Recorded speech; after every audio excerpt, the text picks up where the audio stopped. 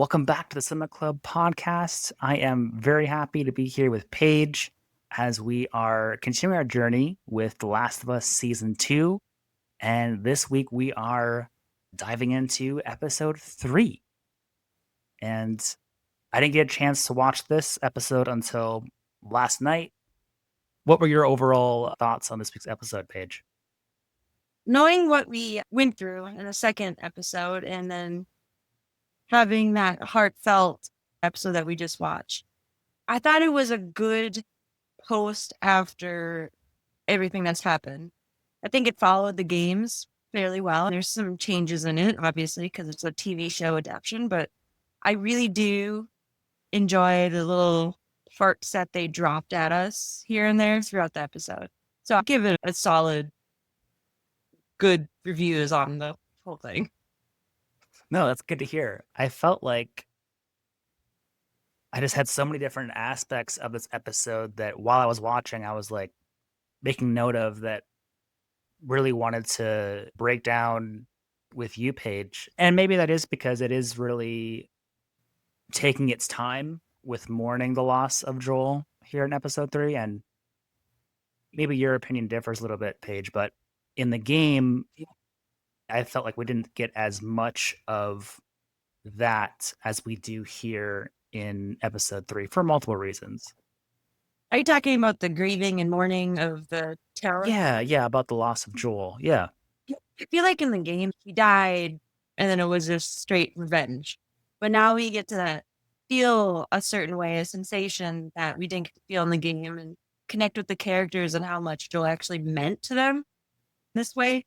I know that Joel meant a lot in the games too, but you could feel the impact that he had on the town because the whole town seemed to be grieving more about him, I feel like, than they did the others that passed away during the breach.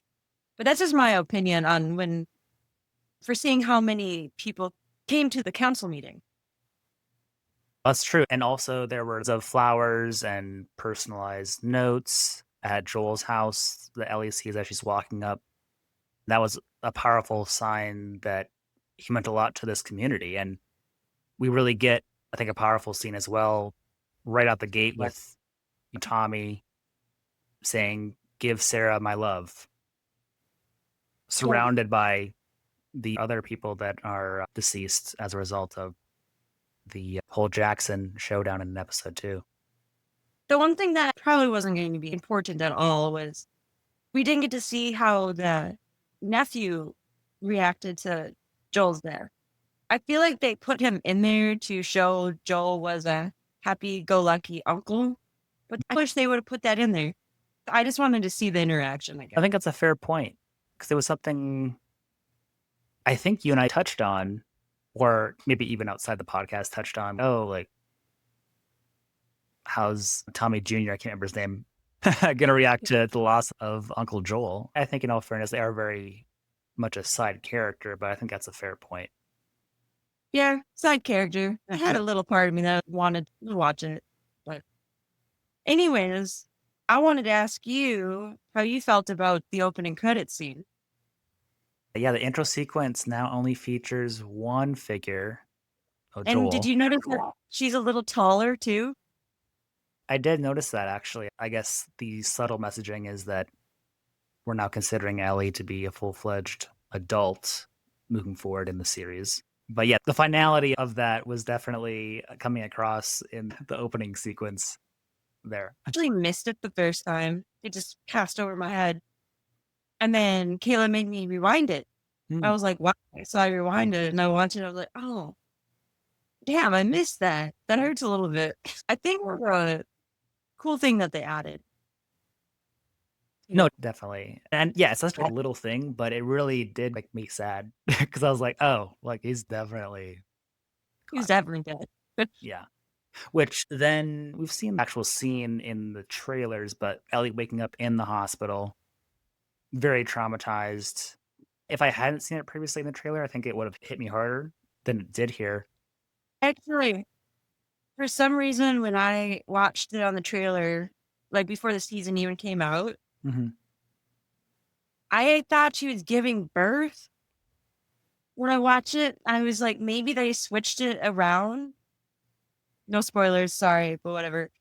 But now watching it in the episode, you could tell she has some massive PTSD from the whole situation. And that Oh yeah, is something that they didn't really they have it in the game. I'm glad they added that part. And she's in a hospital scene instead of being in the house waking up. At yeah, the game she was in the house. yeah. It Oh, shows that's true. the severity of it too. Yeah. Yeah, because like you said too, like in the game we do see her going through some PTSD, but it's more so later on in the game as far as the storyline goes. It's not presenting itself, at least to us as an audience, right away. Which kind of on that note too, the 3 month time jump was a little jarring, a little disorienting for me, especially after such a traumatic loss. What did you think about that decision? I think that I don't think it was like a very creative thing. I think they just did that to time jump the story a little bit. Personally, I don't think it was the most important thing that they needed to do. I feel like if they would have taken it back a little bit and made it a week and she got better, she would have been more revengeful like she was in the game. But now it just seems a little settled now that she had 3 months to think about it. That makes any sense. I think that does make sense because severity of her injuries dictated her staying in there. Also, the psych aspect of it, of course, which therapist Gail, I think, has been a great addition to the television show because she has such a good balance of empathy and very dry humor. Mhm. But yeah, as far as the time jump, creates some changes in a few different areas, I think. Relationship wise is one I gathered. Yeah, for sure. I think overall I'm okay with it just because I like how they're writing the story to follow that. But yeah, with therapist Gail, Ellie is obviously lying to her. Ellie lies a lot in this episode, Oh, actually, because Ellie is lying to not only Gail, but she's also lying to us as an yeah. audience. There's a scene that you and I talked about that occurs between episodes 1 and 2 that Ellie hinted at with Jesse the morning of episode 2. And it almost made me question if that moment had ever happened. And I was like, no, Ellie's just lying. But I thought that was a good conversation with Gail, though. Ellie says someone's last moments with one another don't define a relationship. I feel Is like her, that was telling herself that too. To me, I think she's also lying to Gail a bit here. As with any good liar, she's incorporating a lot of truth in that, though. She's including and reflecting on her last moments with Riley, Sam, Tess, Henry. And even if we think about it in this way as well, her last real moment with Jewel wasn't New Year's Eve. It was actually holding him as he died, which, like, interestingly, weren't really addressing in that scene. Which again, I thought was interesting considering Gail is the therapist and this relationship between the two of them. you had me thinking a little bit because I didn't really think about that part as being the last. I knew it was the last time they saw each other, but I didn't think about that when she said that. And that is true. They just conveniently decided not to address that Bring because that up. Gail's, oh, your last moment was New Year's Eve with Joel, and it's not really, not really at all. On the bright side, he knew she was there, so it's not like Exactly. Yeah, that's the he. actual last moment Yeah, that they had together. Yeah, I think that mixed in with then Ellie saying that there was no other moment after New Year's Eve night that was seen in public was interesting. It's almost like she's literally trying to forget that even happened, too. That's a really good point. It could be like a coping mechanism. What Gail in the therapist role is definitely skirting. And Ellie's like, all right, I wouldn't worry, Gail. There's still a bunch of fucked up people in this town. And then Gail's, but not you, though. Oh, that was a good interaction. I like her character a lot. Yeah. More character. And also watching her in previous TV shows, it's hard not to like her in the Totally. show. You hated her somehow. So I think it was a good ad. I'm just jumping back to the first episode now. The funny actors are sometimes the best serious actors as well. And I think we get to really appreciate that with the character of Gail in this show. I did like to, it's subtle. I almost missed it, but Ellie's walking down the hall of the hospital and like the mask that she's wearing on her face like completely falls away and then it like fades to dark. I thought that was really subtle but nice acting there. I guess I didn't focus on that part. I was focusing on the next part too much. No, I go back have watch to, it. yeah, I'll have to do It's that. subtle. It's a subtle thing. But Ellie's definitely putting on this pretense, this show with the doctor and then with Gail. And then that kind of falls away as she's walking down the hall. At least that was my interpretation. And then, of course, we see her at Joel's house. When she had the interaction with his old clothes, I thought that was perfect acting moment right there. You could feel the pain. I thought it was wonderful. I'm gonna like emotional like thinking about it. Honestly, it was so good. It's almost like a closure that she was accepting that he was gone. That holding him close type of regret, love, all of that stuff mixed into just one part. That's a good way to look at it, honestly, because I hadn't even thought about the psychological aspect of the whole jacket scene. But it is such a gut punch for Ellie, and then for us.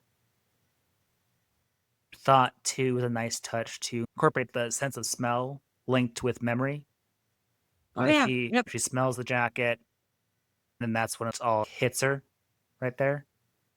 Which again, great acting again. But yeah, it's beautiful and brutal seeing Ellie in this scene and just in the house in general. And something that I was gonna bring up to you, just because it's something that I noticed watching the episode, was just the usage of the various shots that they were utilizing in the whole house scene with Ellie. Like when Ellie is with that jacket, we're almost uncomfortably close to Ellie in that shot. Mm-hmm. And I feel like that, as a result, made it so much more emotionally impactful on you and I as viewers of that scene. It made it more intimate. It definitely was an intimate shot, knowing that I'm exactly what you said, that we were so close to it. We did a lot of close-ups to her face and what she was looking at. I feel like a few times in this whole episode. I can't tell you exactly when, but I know that they did it. It's true. I thought they had a really nice array of shots. Even Ellie walking to Joel's bed and the box. I really loved that wide shot that we have there because it creates that space of loneliness that she's experiencing there while grieving in that very heavy moment. And this is directly from the game too. But I was going to get your thoughts on the whole sequence of Ellie choosing to take the gun instead of the watch when it came to Joel's belongings. I think it showed her emotional state at that point. You'd rather do justice and revenge instead of memory and grieving type of thing. I know the watch was definitely a close item that he really cherished. She chose the gun because that was her path that she was choosing to do. I think that's right on because maybe I'm reading too deep into this, but for me, the watch symbolizes Joel and it symbolizes Sarah as well. And why that watch meant so much to Joel, it's because the memory of his past. The hands are stuck at the exact same time that he lost Sarah. And that all doesn't connect with Ellie so much. But like you're saying, the gun is what Ellie is connected with when it comes to Joel. Their relationship has been one that he saved her and he took care of her through violence. And I think that gun symbolizes their shared survival together. Maybe it's me reading into it too much, but a very conscientious choice to show that, I think. Exactly. Said it perfectly. When I was going to school, filmmakers don't ever do anything on accident. It's Mm. always on purpose. And we're always supposed to look at film and moving images as like each individual thing is just a little poem. It's just imagery and poetry combined, pretty much. That's well put, honestly. Because then, right after, Ellie has this very emotional, brutal, but beautiful scene. She hears Dina and she instantaneously is just wiping away all these tears. And my interpretation was that was just showing how guarded she is with everyone, even Dina, who is now the closest person that she has. Yeah. Trying to be that tough girl now.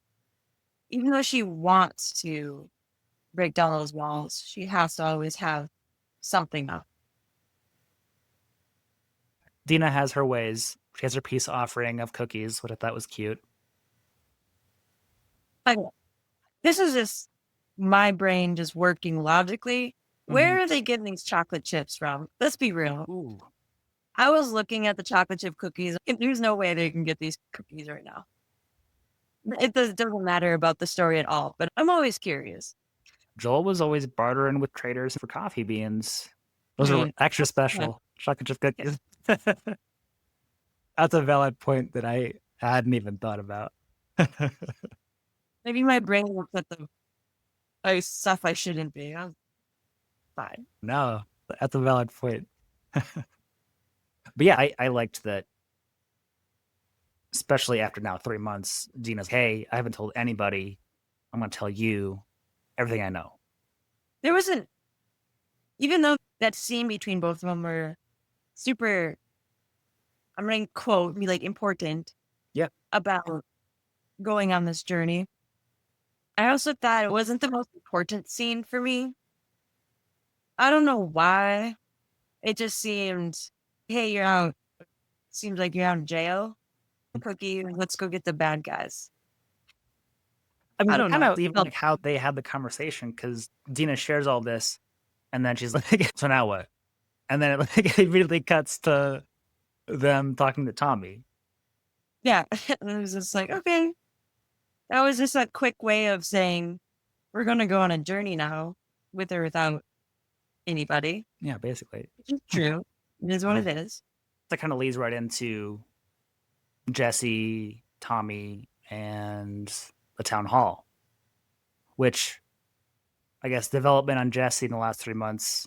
He is now on the council. So our suspicions that he was being groomed for leadership were correct. Mhm. Even the opening sequence of events, Jesse is driving in that stake while Tommy watches. Tommy's getting a little bit older. He's slowing down. Things are taking a toll on him, and Jesse is stepping up. He's what leadership is going to be for the future in Jackson. Yeah, it's a very good character development for him for the show. I know in the game, he was a character. He wasn't like the most important one or not. I hope they don't develop him too much, if that makes any sense. Yeah. No, that makes sense. I'm enjoying this version of Jesse for sure and appreciating his character. Um, Jesse gives the lowdown to Ellie, shoot your shot at the council town hall meeting, which, what were your thoughts on all of that? I enjoyed it. I think that, like you said earlier, they're making Ellie into this total liar, trying to lie her way in everything to get out of things, persuade people, which is not her whole personality. So I hope that they don't keep going on with this. But what I thought was super interesting was that Mr. Sandwich Man had such a massive part in this council, Mhm. stepped up. He was on Ellie's side. I thought that was a cool addition that they added. I don't know if it was a redemption addition that they added. It's more like an apology for her because Mhm. Ellie doesn't accept apologies unless they're really throwing the punches. But Right. yeah, I don't know. I'm indifferent on the council meeting because I knew going into it that no one was going to say yes. So I don't know exactly why they would have added the whole scene. I think it was just solely to have Seth be a major part of it. Ellie's letter was bullshit. So, you Right. know, what did you think about it? Yeah, I had some similar thoughts. Ellie historically is savvy in front of authority just based on her time in school. We got a glimpse of that when she's called into the commander's office for getting into a fight in season one. So she's Ellie knows how to work the system, I would say. I did think that the town hall is obviously showing conflicting reactions. It was a little heavy handed when it came to the themes of forgive and forget versus righteous vengeance. When it came to my personal liking, um, and then yeah, when it came to the character of Seth, I thought it was very interesting that they made the choice to utilize him in this way. I think it was mostly to help bring him up for the scenes coming forth, too. Otherwise, it would make no sense if he Totally. just showed up.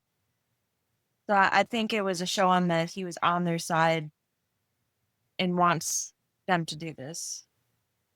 But I agree with you too. I don't know. I feel like it was not the most needed thing. Yeah, it's setting the scenes, so to speak, for Jackson a little bit more. And yeah, when it comes to Seth's, I guess we're calling it like redemption. I don't know. Mm, I was looking at it. Maybe it's just because I'm very pessimistic. Which you are. I was looking into it, and well, hate feeds into hate lens. My takeaway was he's a bigot, and his support for Ellie is not pure. I believe that Seth thinks he's doing good in episode one when he thinks he's protecting the community, but it's harmful at the end of the day. I didn't think of it that way. Yeah. I think it can be interpreted in different ways too. Because other side of me is okay. Maybe Joel pushed Seth toward some better behavior. Seth sees Joel as a good man and he wants to honor him now. It could go either way. I guess we don't really know truly what's going on in Seth's head. Probably okay if we don't fully understand what's going on up there. But yeah, I had kind of two different takes on what that could be when it came to Seth and his actions and decisions. Yeah. It caught me on guard when he stood up and was announcing his opinions. Yeah, Ellie was like, okay. He was like, "Okay." He was smirking. She was like, okay. I don't know if I want to forgive him, but you know what? He's on my side. It's fine. Right. With the voting system, There's 3 yeses and 8 nos. I know who the 2 yeses were, for sure, I'm guessing. What was your guess on the 3rd yes? We'll never know, but what was your guess? My guess was that Tommy's wife and Jesse voted yes. Tommy, I don't know if he voted yes or no, because I think that there's a big part of him that would want to vote yes for vengeance for his brother. But I think there's also a big part of Tommy that realizes he is now Ellie's caretaker and he has to do what's best for Ellie's interest. What was your opinion on the votes? I was leaning your way because I know Tommy's wife is a fierce woman and she doesn't take no for an answer sometimes. I know she loves Ellie, but Ellie's not her responsibility. Her town is. So I think in her head, she was like, Ellie's going to do this regardless. But I agree with you. I think Tommy now feels obligated to take care of this young girl since Joel passed. So I would definitely think that you said no. Not that we'll ever find out. I was just curious. Your Right. opinion. No, I think it's interesting that you and I came to a similar conclusion on that. Moving on, I really enjoy the sequence where Dina shows up at Ellie's and Ellie's, I'm just going to bed. And Dina's She's like, like, I don't think that is where you're going. I giggled at that. I thought that was a cute reaction and shows their cutesy relationship. But if you didn't notice, I noticed it right away. They have Ellie in her getup from a game. Then Flew over my that head. put that like discolored shirt, black pants, and her chucks on. And what drives me absolutely insane, I say this every time I watch this show. Love the show. Why didn't they cut her hair? Because that was Ellie's big glow up. Was her hair got cut to show she got a little older, but they made Bella Ramsey's hair super long and it throws me off. They have the same like hairstyle in the back, but Yeah, yeah. That's a good point. I hadn't even thought about. Maybe she'll have her glow up moment yet this season. I don't know. I was He's just gonna chop it off. I'm about to chop it off for her at this point. Anyway, it doesn't matter to me. But regardless, when they showed that scene, I was like, okay, they're getting her own geared up. She got her weapons down. She's cleaning her guns at the bench like we do in the game, Yes. fixing it up. I was like, okay, we're starting our adventure. Love it.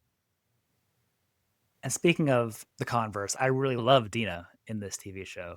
Even when I don't like Dina, like I love Dina. She says something like boots, like love your converse and respect your consistency, but you're not crossing open country and fucking like chucks or something like that. And I don't want to say it's flirtatious, but it's just a cute sarcasm, picking on each other, little bickering. It's adorable. I love it. Me too. What does Ellie asks Dina if she involved Jesse, and I think Dina says Captain Wyoming. Like, so I just enjoy that Dina has this fun aspect that I think is very much needed, especially in this episode.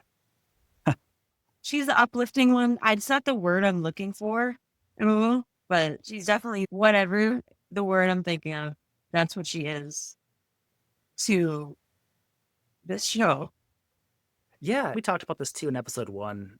She brings a fun, more light aspect to a lot of the more serious characters and situations that are occurring in the show. Then Dina and Ellie, thanks to Seth, take off and leave Jackson, which I also really liked.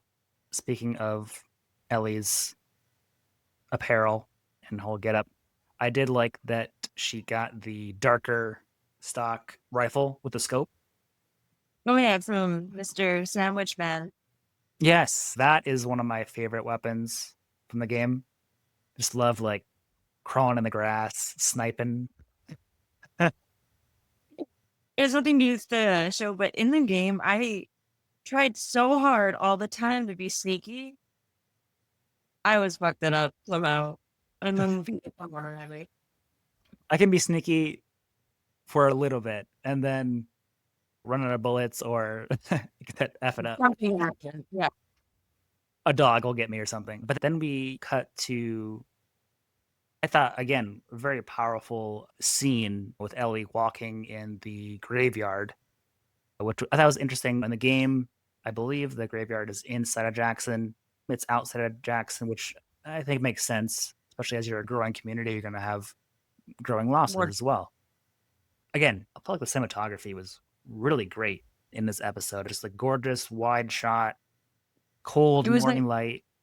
yep, very warm light. It was a very soft to the screen too.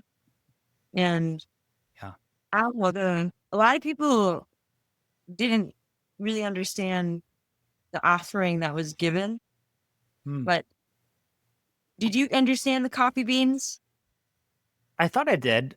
I thought it meant in season one, Joel's making some coffee one of the mornings, and Ellie's, what the hell is that?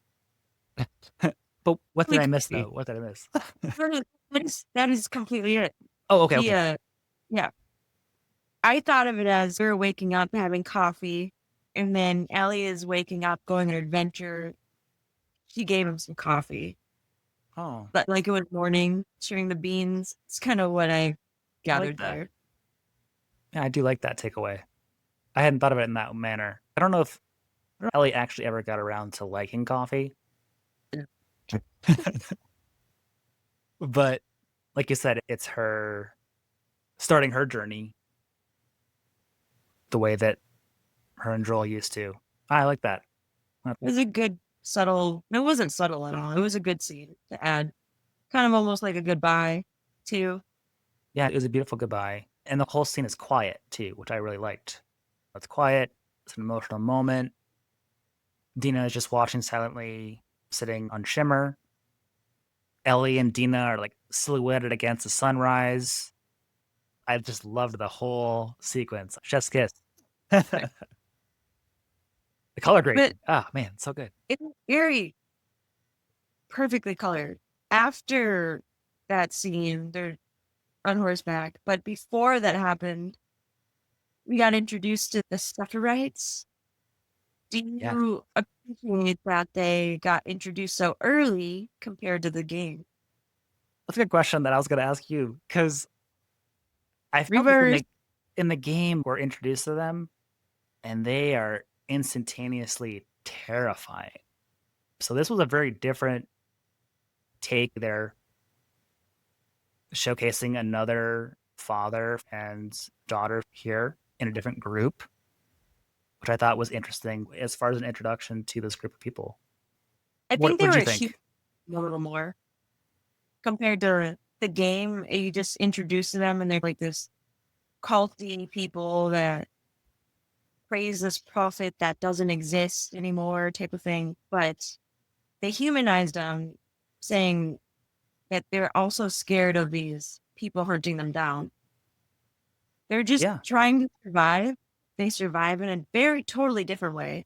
They also kill people, but everyone kills people in the game. In the game, you hear the whistling all the time, and it drives me nuts because I don't know where they're coming from. And then they come out of the grass and then you get arrowed. But in the show, you actually get to see their communication with the whistling. yeah. That's really cool. And then he looked down and it was like, what did they say? I'm the last one back here. No one's following. We're good to go. I'm like, okay, that is a really cool language that doesn't even exist. I think it made me appreciate them more because in the game, all you want to do is shoot them because they're shooting you Right. and to see a little part of them. Yeah, I liked that they were showcasing this group at least as being refugees just trying to get out of conflict. And like you said, I thought it was nice to get a more maybe appreciative look at their culture, their religion. I still wish that we got just straight off the bat, like super crazy, scary version. these people. I don't know to just throw them in, not randomly, but throw them in so we get more of a shock. Because I guess if you think about it, every time they introduce bad guys, Mhm. they put the nice side of them first, the Humanize vulnerable. them Yep. very much, yes. I kinda go back and forth on it. I did enjoy what they ended up doing with the introduction of at least these Seraphites. I'm interested to see at least how the other Seraphites are shown to us as viewers in the TV show. Because it gets a lot more intense too. And at least in the game, there's a lot of aspects that make us strongly dislike the group. Put it that way. Want to keep it right in that general vicinity right there. Yeah, it's keeping it spoiler free. Oh, what did you think about the tent scene with Ellie and Dina? So I heard a lot of mixed reviews. I've read comments on videos and stuff, but not that I should believe them. But a lot of people are saying that we're replacing the couch scene from the game. Hmm.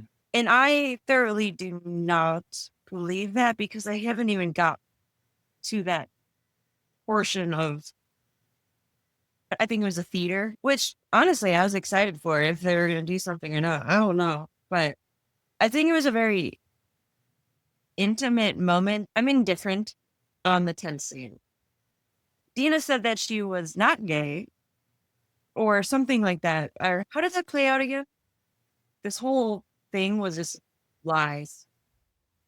They were lying probably the whole time. Lying to themselves, lying to each other. Yeah, no, Dina says, "You're gay, I'm not." Yeah. I'm like, "Mhm." We can see how that hurts Ellie because that kiss means the world to And then Ellie. yep. And she's playing it off like it was just a drunken night.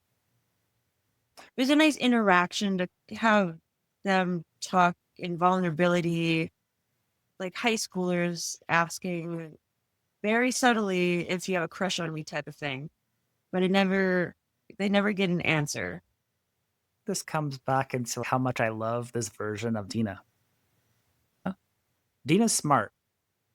She gets Ellie to go to the dance under the pretense of friendship.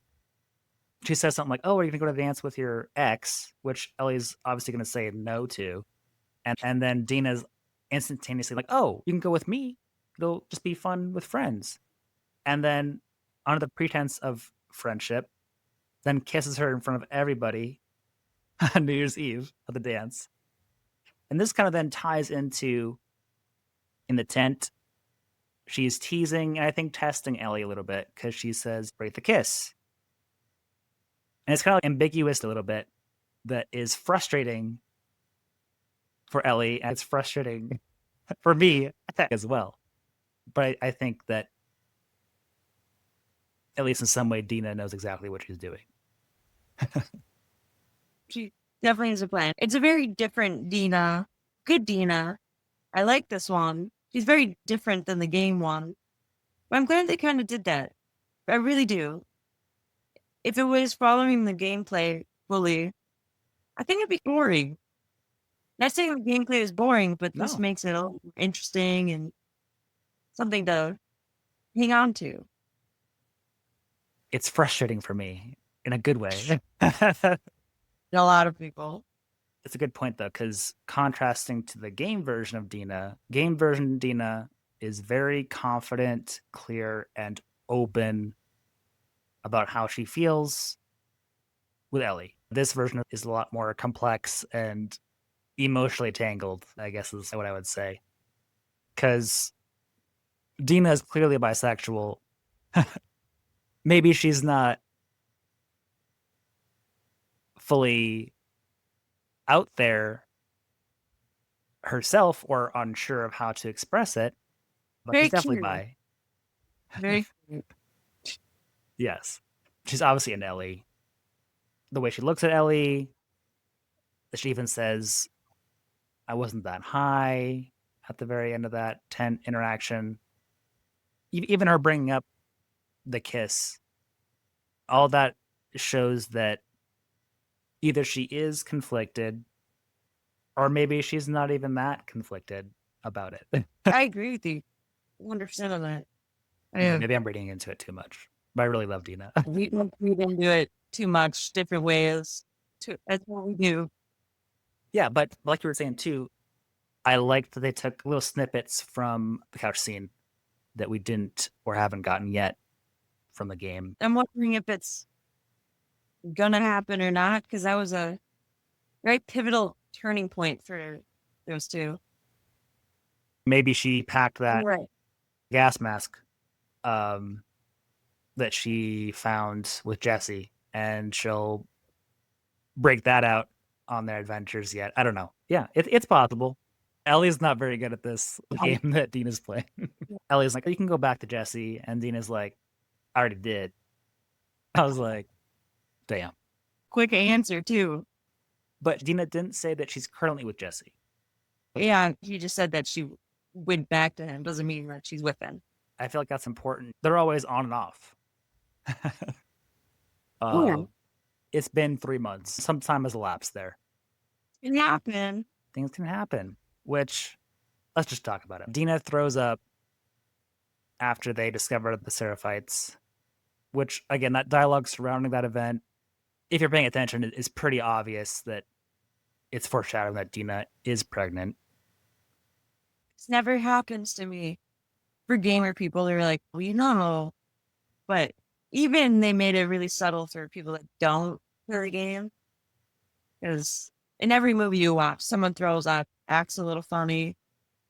Fairly obvious bone they threw out to the audience on that one.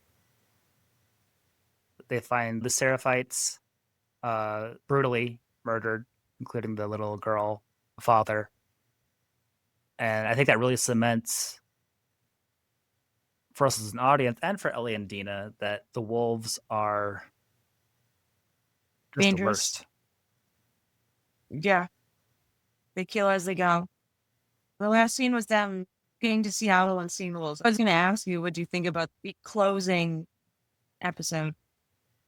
Yeah, I really loved the shot of them overlooking Seattle. That's straight from the game. I think you gotta tell me if I'm wrong. So the music that was playing in the backgrounds as they're on Shimmer overlooking Seattle, was that the main menu music from the game? I believe so. Yes. Because I was listening to it and it seemed very oddly familiar. I was like, what is this from? And then, yeah, I'm pretty sure it's from the main menu. I was like, this is really familiar. I'm glad you're able to confirm that. They always throw these little things at you. I love it, honestly. It makes the experience so much richer. I also really loved, again, Dina. I think she's great. Because Ellie says something along the lines of, no, I was just trying to sound badass. And then Dina leans in and half whispers, you don't need to try. I thought that was a cute part. Yeah.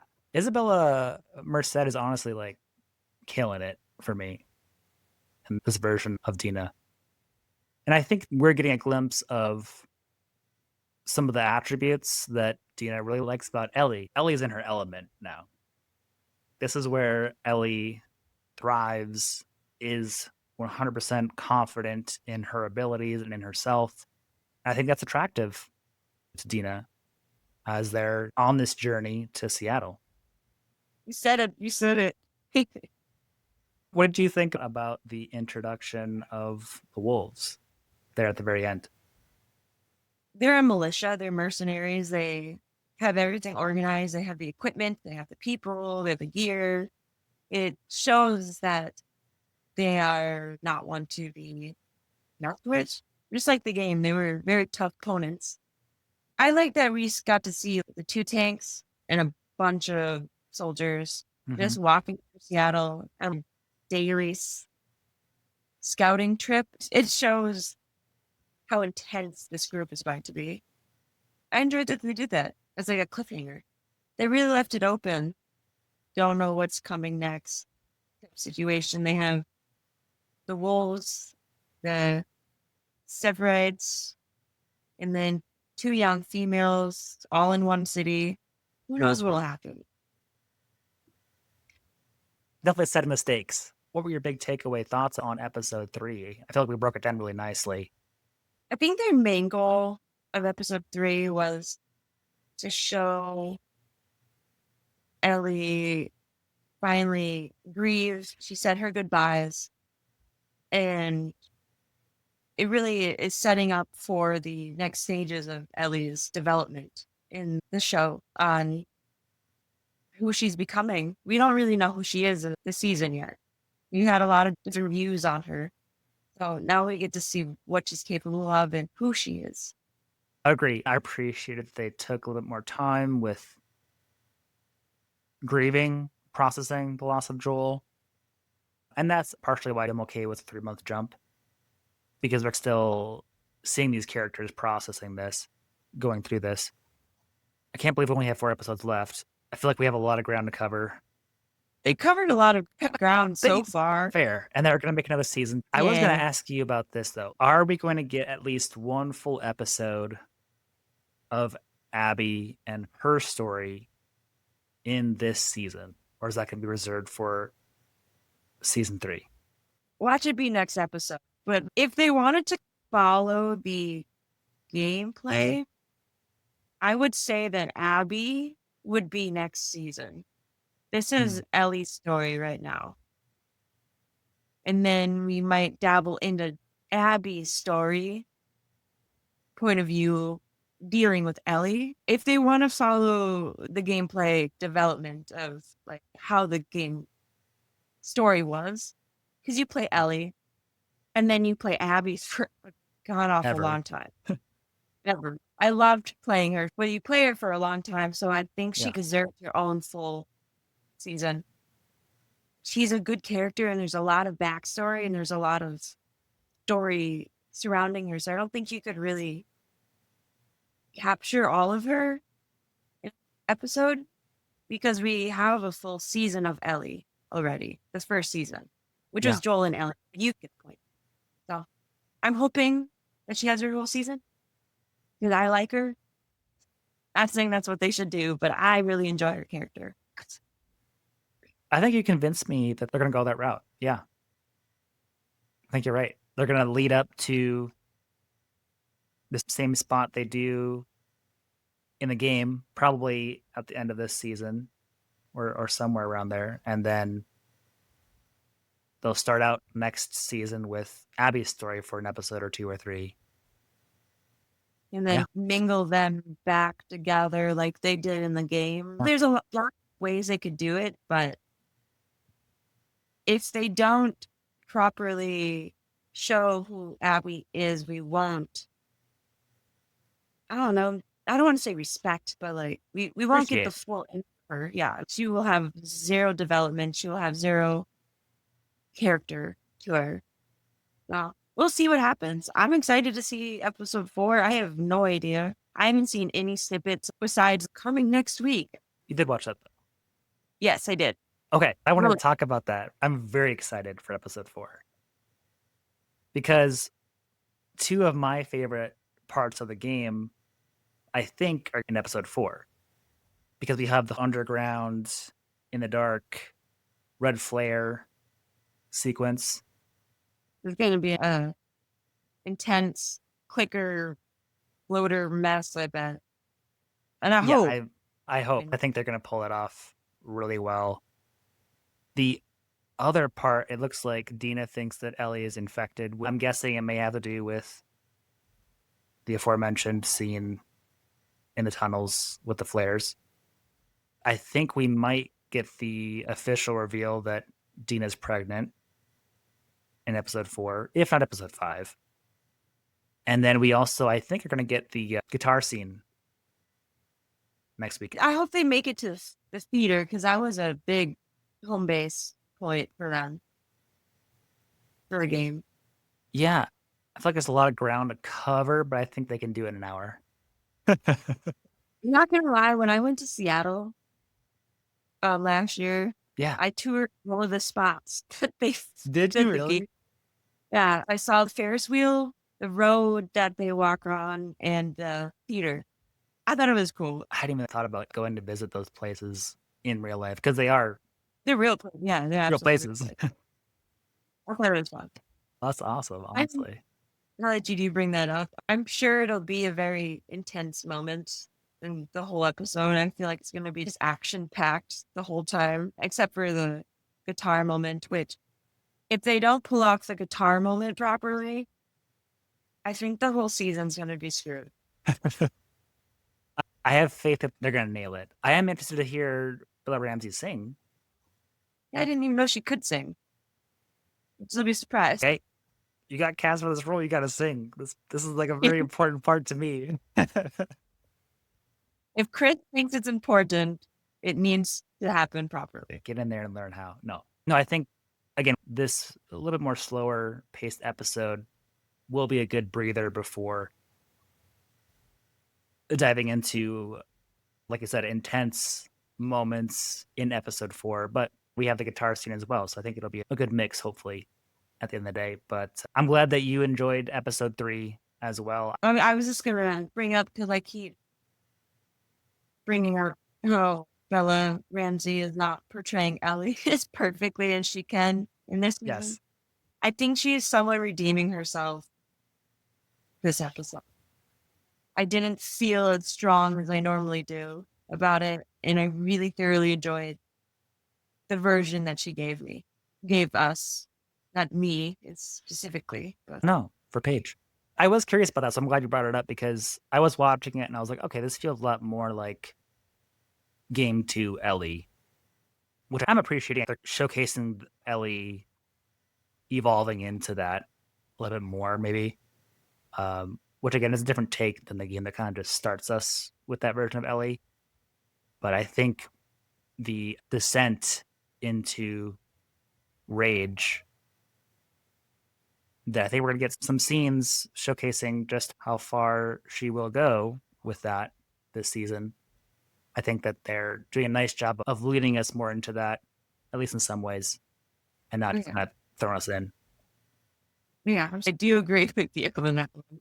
Like you said, it was a good leading episode to this next episode. Intense moments. It was very cinematically pretty most of the time. I would totally agree. Very cinematic in very specific moments and done really well. With that being said, thank you everyone who joined, and until next time, endure and survive. I like that one. That was good. All right. Thank you for tuning into this episode of the Cinema Club. If you would be interested in coming on the show in the future, please email us at thecinemaclubtcc@gmail.com. Also, if you have not yet already done so, I would encourage you to join the Cinema Club Facebook group at facebook.com/groups/thecinemaclubtcc, where we share what television series or films will be featured in upcoming episodes on the show. I'm sure you're listening to this episode on your preferred streaming platform, but I wanted to make you aware that you do have options. The Cinema Club is available on Spotify, iTunes, Stitcher, Google Play, and now YouTube as well at the Cinema Club Podcast. Please also consider giving the show a review on iTunes, as it does really help the show. And finally, we are completely supported by listeners like you. If you love the show, please consider visiting our website and clicking the Support This Podcast button. You can check that out at podcasters.spotify.com/pod/show/the Cinema Club. Your contribution of even 99 cents a month goes directly to maintaining and growing the Cinema Club podcast. Thank you so much to those of you who already financially do support the Cinema Club, and we will catch you on the next one.